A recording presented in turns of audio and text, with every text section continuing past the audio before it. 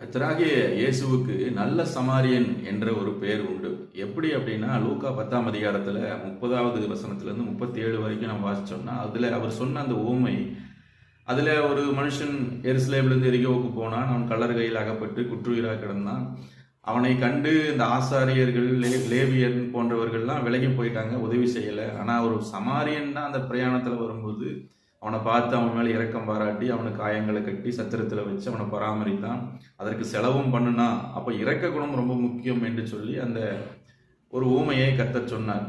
ஆனால் இதில் எத்தனையோ ஜாதி ஜனங்கள் இருந்தாங்க. அம்மோனியர்கள் இருந்தாங்க, மோவாபியர்கள் இருந்தாங்க, கானானியர்கள், பெலிஸ்தியர்கள், ஏவியர்கள்னு எத்தனையோ ஜனங்கள் இஸ்ரவேல் ஜனங்களை, அந்த யூதர்களை சுற்றி இருந்தாலும் இந்த சமாரியர்களை ஏன், சமாரியன்கிற வார்த்தையை ஏன் பயன்படுத்தினார், சமாரியர்களை ஏன் அங்கே உயர்த்தினார் அப்படின்னு சொல்லி பார்க்கும் பொழுது அதற்கும் சில காரணங்கள் உண்டு. என்ன அப்படின்னா, லூக்கா 17ஆம் அதிகாரத்தில் வரும் பொழுது அதில் நிஜமாய் நடந்த ஒரு சம்பவம். 10 குஷ்டரோகிகள் அவரிடத்துல வேண்டிக் கொள்கிறார்.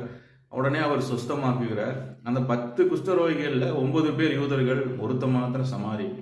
அந்த ஒரு சமாரியன் மாத்திரம்தான் கர்த்தருக்கு நன்றி செலுத்தும்படி திரும்ப கர்த்தரை பணிந்து கொண்டான், அவருக்கு நன்றி செலுத்தினான் என்று சொல்லி லூக்கா 17ஆம் அதிகாரத்தில் அந்த சம்பவத்தை நம்ம வாசிக்க முடியும்.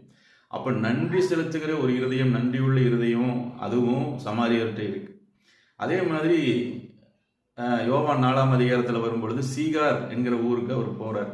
எருசலேமிலிருந்து கலிலேயாவுக்கு போகும்போது அந்த சமாரியா நாட்டு வழியாக தான் போய் ஆகணும். ஏன்னா 2க்கு இடையில தான் அந்த சமாரியா இருக்கு.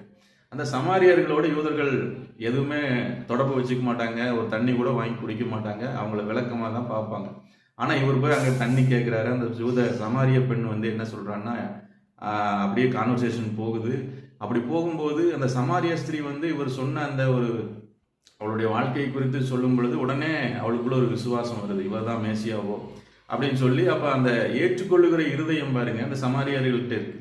அந்த ஊருக்காரங்க அவங்களும் உடனே பார்த்து அந்த பெண் மூலமாக இவரை தெரிந்து கொண்டு அவங்களும் கர்த்தரை விசுவாசிக்கிறார்கள். எங்கள் ஊரில் 2 நாள் தங்கும்படி கேட்டுக்கொண்டார்கள். அங்கே அந்த சீகாருங்கிற ஊரில் 2 நாள் இயேசு தங்கினார் என்று வேதத்தில் நம்ம வாசிக்கிறோம். அப்போ பாருங்க, அந்த ஏற்றுக்கொள்கிற இருதயம், விசுவாசிக்கிற இருதயம், நன்றி சொல்லுகிற இருதயம், அதே மாதிரி இரக்கம் பாராட்டுகிற இருதயமும் அந்த சமாரியர்களுக்குள்ள இருந்ததுனால தான் கர்த்தர் அந்த சமாரியனை அங்கே கொண்டு வந்தார். அந்த ஊமையா இருந்தாலும் அந்த சமாரியனை கொண்டு வந்தார். இயேசுவையும் இப்போ நல்ல சமாரியன் நம்ம சொல்லுகிறோம். இன்னைக்கு நமக்கு அநேகர் பார்த்தீங்கன்னா பாரம்பரியங்களையும் மத சடங்குகளையும் செஞ்சுட்டா கர்த்தருக்கு பிரியமா வாழலாம்னு நம்ம நினைக்கிறோம். அது மிக மிக தவறு. கர்த்தர் எதிர்பார்க்கிற அந்த இரக்கம், நன்றி செலுத்துதல், ஏற்றுக்கொள்கிற இதயம், விசுவாசம் என்பவை ரொம்ப ரொம்ப முக்கியம். கர்த்தர் நல்லவர். மீண்டும் நாளைக்கு சந்திப்போம்.